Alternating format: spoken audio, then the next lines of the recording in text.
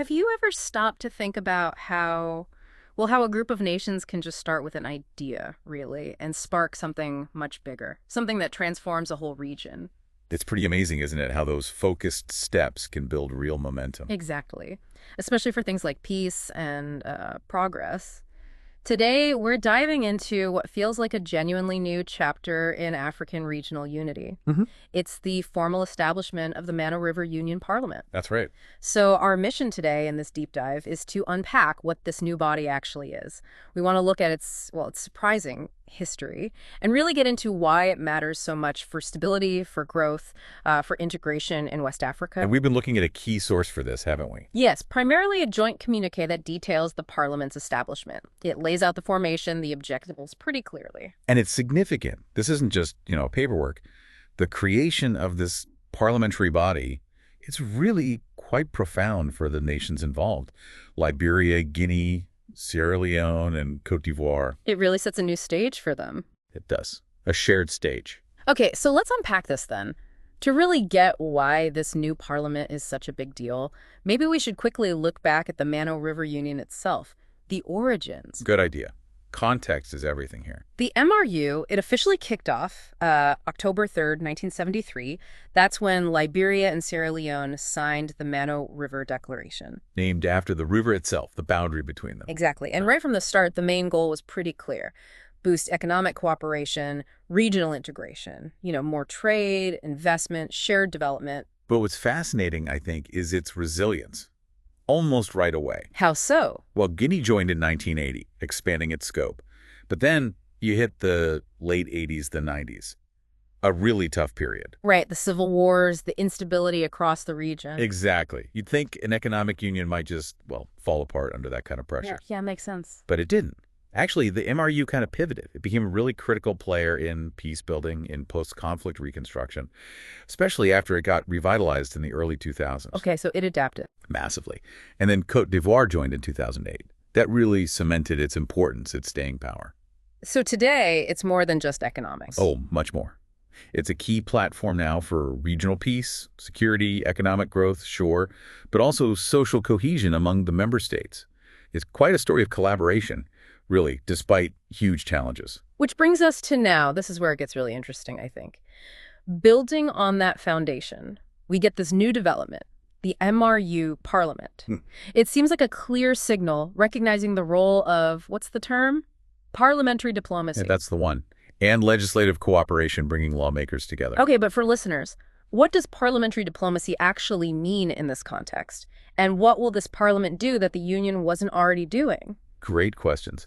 Parliamentary diplomacy, simply put, is about elected lawmakers from these countries talking directly to each other, building relationships, not just relying on, say, foreign ministries. Okay, so direct lawmaker interaction. Precisely. And the communiqué spells out its functions. First, it's a forum, a place for dialogue, consultation, getting lawmakers from all member states in the same room, focused on shared issues. Right. Second, and this is maybe the most practical part, it's a platform to harmonize laws and policies. Harmonize. What does that look like on the ground? Well, think about cross-border trade. Imagine you're a small business owner in Sierra Leone. You want to sell your goods in Guinea or Liberia. Okay. If the rules about customs, taxes, even just registering your product are wildly different in each country, it's a nightmare. It creates huge barriers. Yeah, I could see that. So this parliament aims to smooth out those differences, make it easier, more predictable. Same for security aligning laws could help tackle cross-border crime more effectively. Yeah. It's about making cooperation work better. So it's about practical stuff, not just talking. Definitely. And third, it's explicitly meant to promote democratic governance, human rights, peace, the rule of law. It's got a wide mandate. What are the key priorities they'll focus on? The communiqué lists them. Peace and security cooperation, that's huge. Cross-border trade and economic development, obviously. Infrastructure projects, think roads, bridges connected the countries. Oh, crucial stuff. Absolutely. Also, environmental protection, climate resilience, shared ecosystems, shared challenges, youth empowerment, gender equality, and even complex issues like migration and humanitarian concerns. Wow, that's a broad scope. It is. But you can see how harmonizing laws in these areas, getting lawmakers on the same page, could lead to real, tangible change for people living in the region. It sounds incredibly ambitious. But how does this new parliament fit in with, well, with everything else? They're already regional bodies, right? Like ECOWAS. Yes, absolutely. And it's designed for synergy, not competition. Okay. So, while the MRU Parliament has its specific focus on these four countries and their unique issues, it's expected to collaborate very closely with bodies like the ECOWAS Parliament, the African Union, other multilateral groups. So reinforcing efforts, not duplicating them. Exactly. The idea is to push forward those broader goals: integration, stability, development across West Africa. It actually raises a bigger question for us, doesn't it? How do these specific regional efforts, like this one, connect to that larger vision of continental cooperation? That's a good point. It's like building blocks. Precisely. So it's established now. What happens next? What have the member states actually committed to doing, and what are the immediate steps to, get this parliament up and running? The communiqué is pretty concrete on this. The member states have formally affirmed, well, first, upholding the original MRU principles. Okay, the foundation. Right. Then promoting dialogue and cooperation, specifically through this new legislative channel.